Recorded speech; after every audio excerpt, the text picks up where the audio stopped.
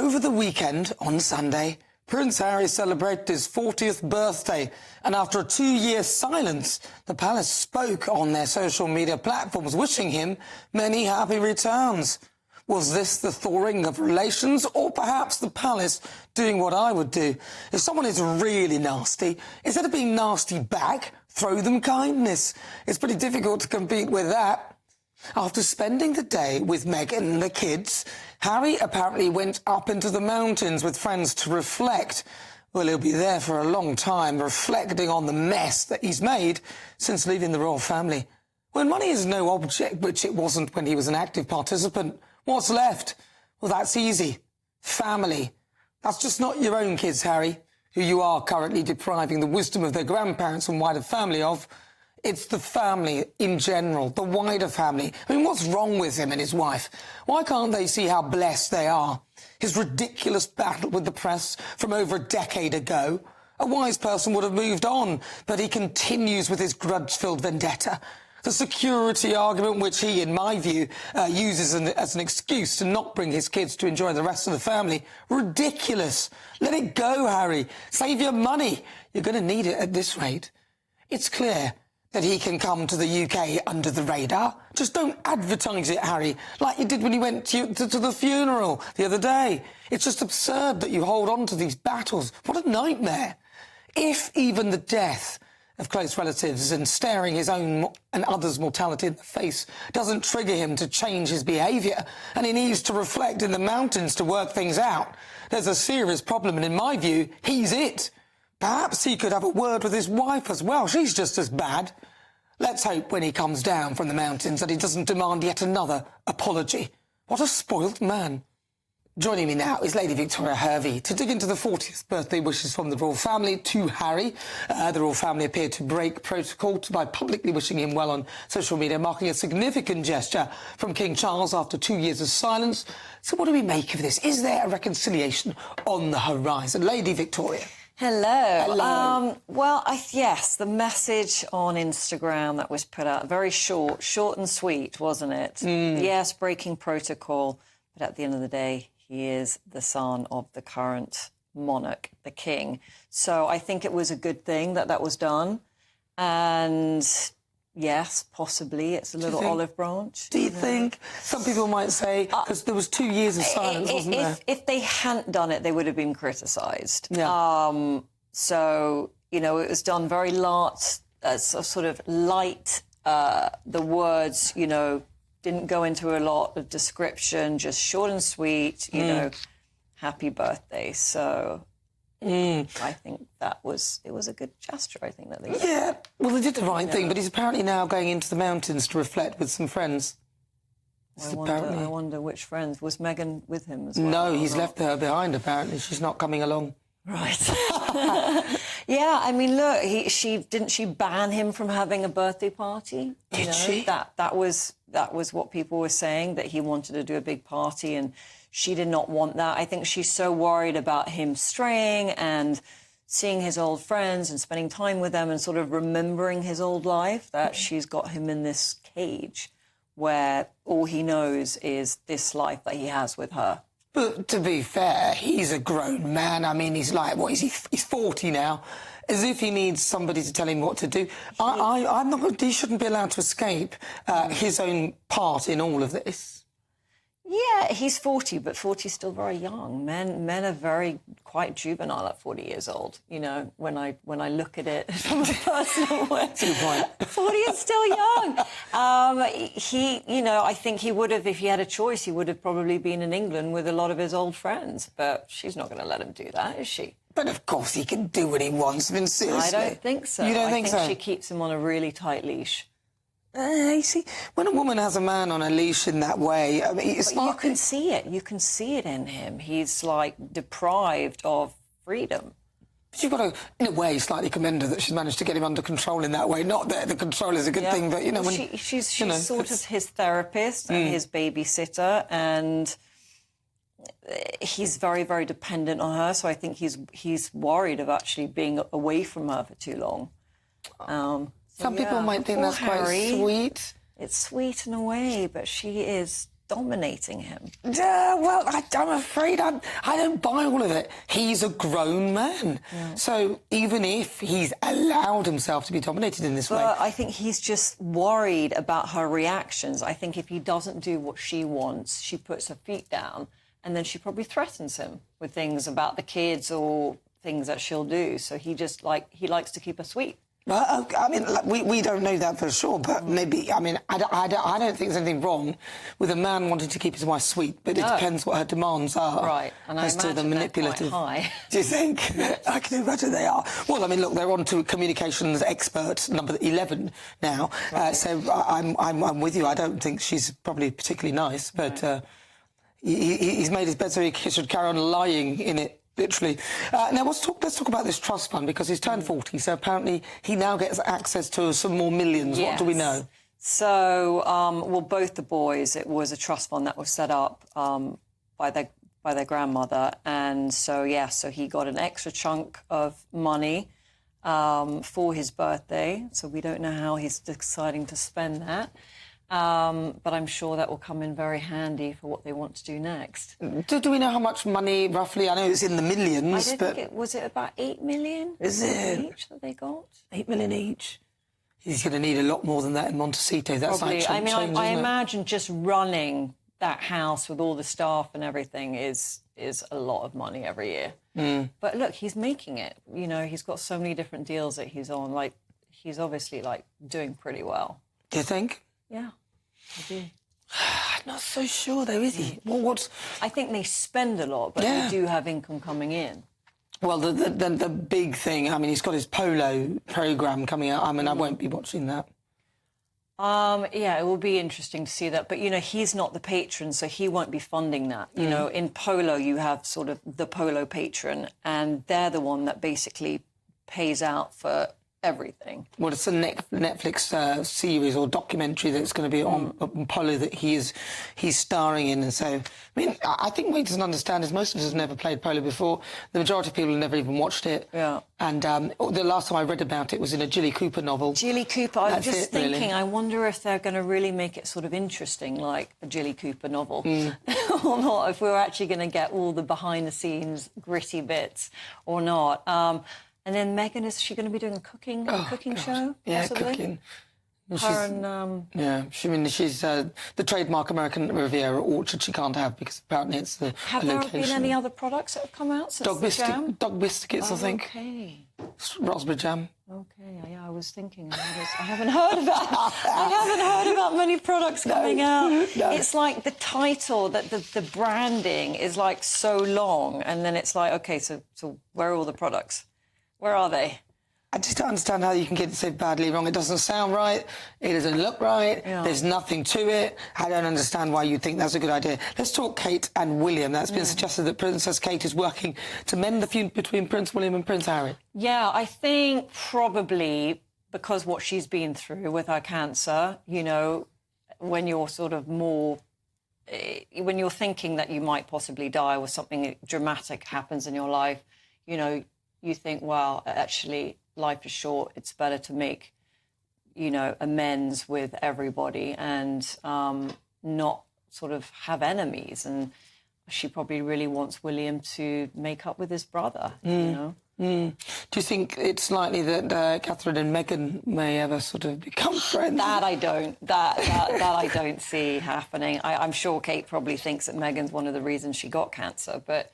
Do you think she would think that? She might not think that. Well, stress is cancer, right? So I think all the stress she went through, a lot of it probably did come from her. It is a bit, but also I suspect that there are other genetic elements as well. But and stress also accelerates cancer. I think that stress may be a trigger. Yeah. So, if you're presupposed to something or predisposed to a condition, then if something happens, it can trigger your body to react in the way that will then initiate the condition. But I don't think you can blame somebody else for giving you cancer, as it were. But I do hear you. I do agree.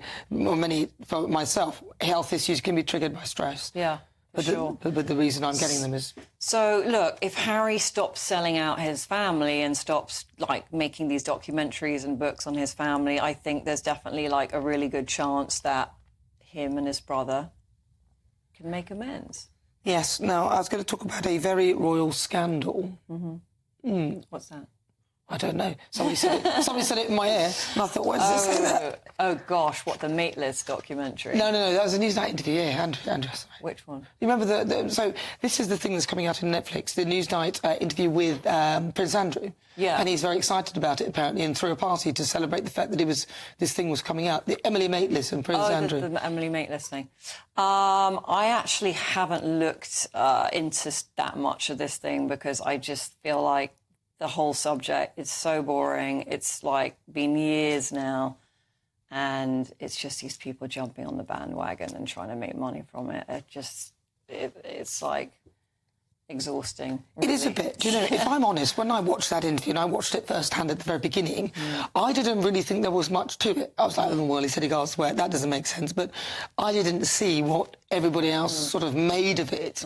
And then suddenly there was this big thing made of it. Yeah. And I was like, yeah, I mean, he said a few things, like but I don't what think I it's said, as bad as what people were saying. Well, like I said before, like when you rewatch that interview, knowing he's innocent, it's a completely different experience than it would be if you think some of the things that he said were off, whatever. That's just like the way he says things, you know. But will I be watching it? I don't know. Maybe. I haven't even really been reading up on it. The new one that's come out. Yeah. You feel it's a bit of old news. Yeah. Well, I mean, look, I'm more interested in watching that than a polo thing with Prince Harry, for sure. So when is the polo thing coming out? Oh, I don't know, I think a couple of months or so. He's going to be recording with Netflix, and then it'll be out. But I can't see how it will be interesting. And it's totally unrelatable to real people. Yeah. Most people don't know anything about polo. But I can't imagine they were having a party about the Mateless thing. So I'm like, I don't really see that happening. Well, that's what I read. But the thing is, it's kind of like a joke now because it's just all such rubbish. Like, you just got to kind of laugh about it at this point. Well, of course, he did pay someone off, but then he's never accepted any guilt for it. So, well, no, because he's not guilty. Well, that's what the ruling has been so far. I mean, if I wasn't guilty, I'm not going to apologise and apologise and say, oh, I'm so sorry, because I'm going to be like... But if you thought you weren't guilty, would you pay up, though? Because he's paid money, hasn't he? He's paid millions. It wasn't him that wanted to do it. Like, he didn't have a choice. He basically got set up by Buckingham Palace. Like, do you think? Yeah. The way I interpret it is this, that... They're little minions that work for the Queen. But they probably... Because they are like little minions. Well, the way I interpret it is this, that potentially he settled to give the Queen an easy time because she was dying. Yeah, that's what I see. She was dying, it was a jubilee, and, you know, people that work for her were like, let's just get rid of this. Yeah. So, yeah, well, you know.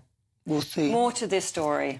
More to this story than meets the eye. Lady Victoria, thank you very much. Yeah.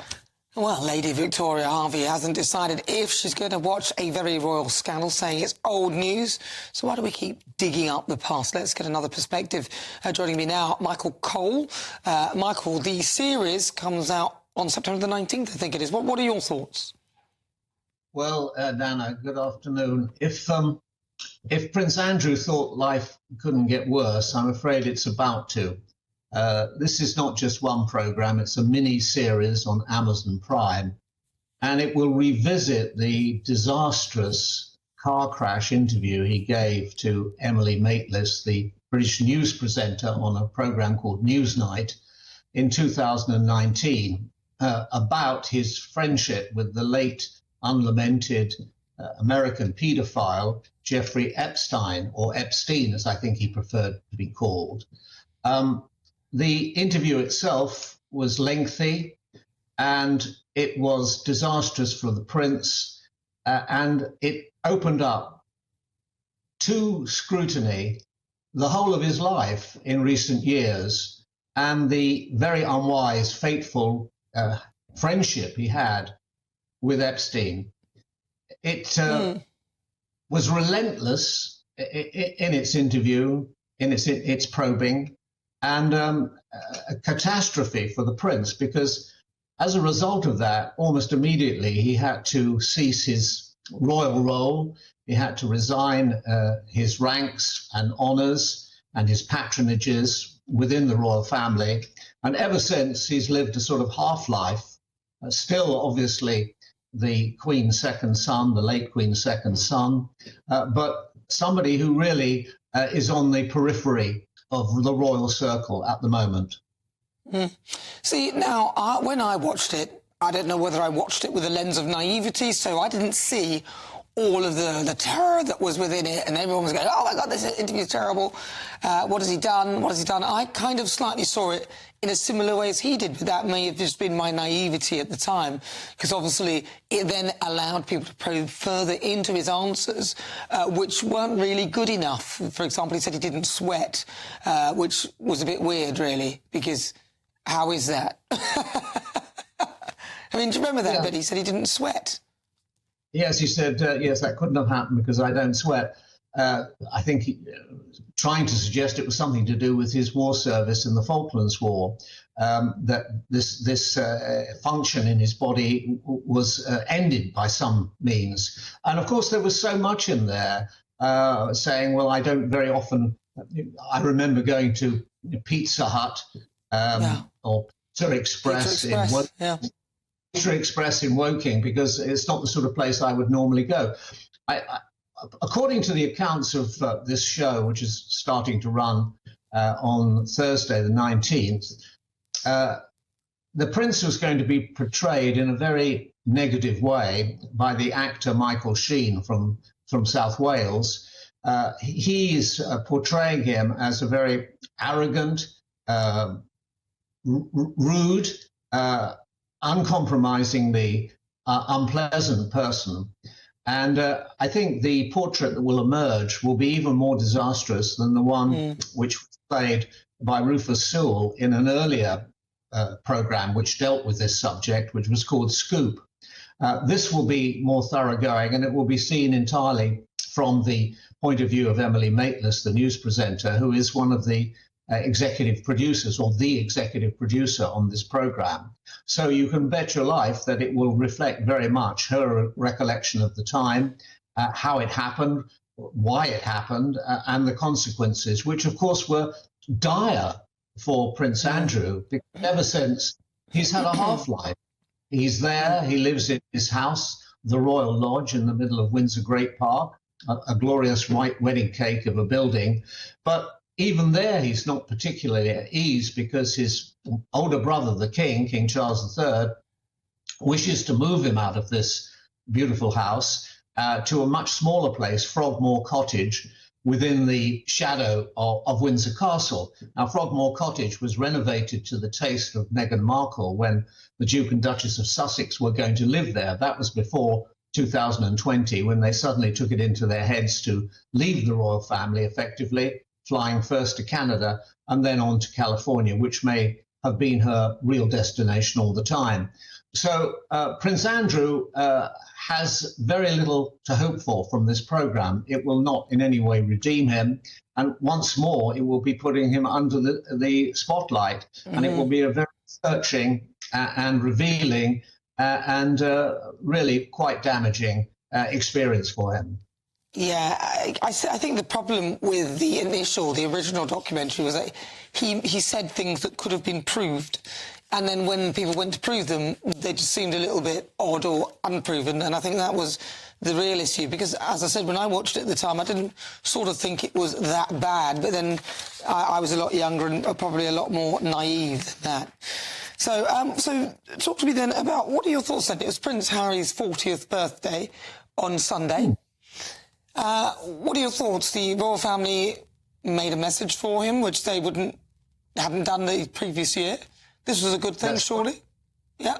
Yeah, obviously. The big surprise of the day was that the Prince and Princess of Wales, William and Kate, added their birthday greetings to Prince Harry, birthday greetings that came from Buckingham Palace. Now, that was a surprise because, as you say, for the last 2 years, there's been no notification, no recognition of the royal birthday. But he was 40, obviously a big landmark birthday. Life begins at 40, they used to sing, and an important moment for him. And he issued a message of 84 words about his life and about children and about his future and how he wants to work for a better world.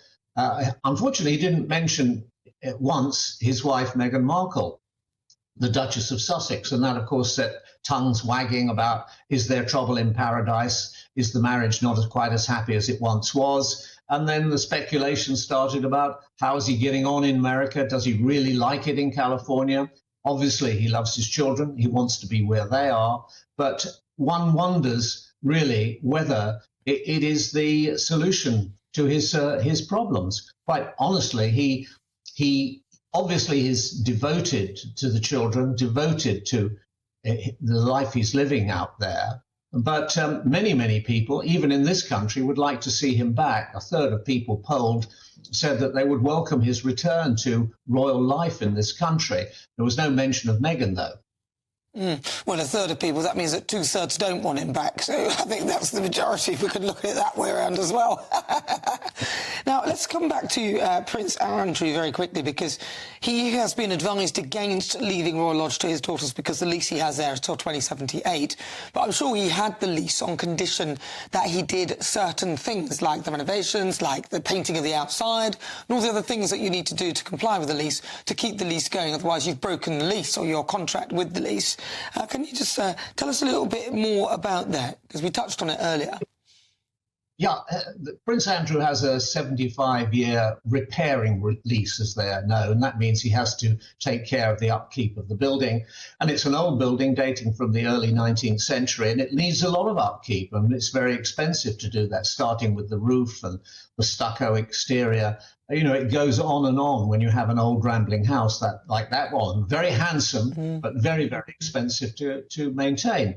His real problem is, though, that the king, who has been paying for his security detail at Royal Lodge, you can hardly see Royal Lodge when you drive through Windsor Great Park. You can just see probably the flagpole on top, but very little of it is seen. But it is obviously near a public road, and it needs security. Well, the security detail is coming to an end. The contract has been terminated. The king has been paying.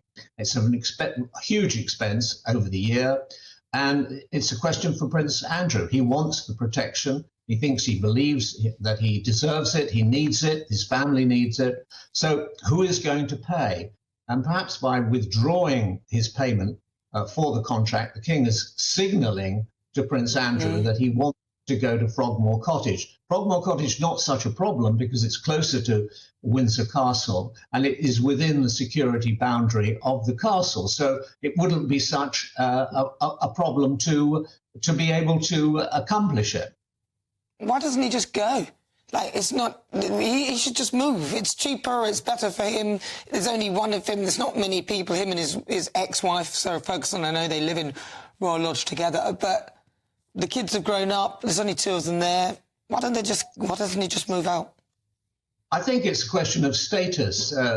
Prince Andrew is very well aware of his status as the late Queen's second son, and he doesn't want to. He thinks it's befitting his stature as a royal prince to live there, and he's determined, it seems at the moment, to stay on. But of course, money talks when you're starting to have to pay for your own security 24 hours a day, 3 shifts of burly men, and all the appurtenances that are required for total security around your house. That costs a lot of money. Question is, does he have it?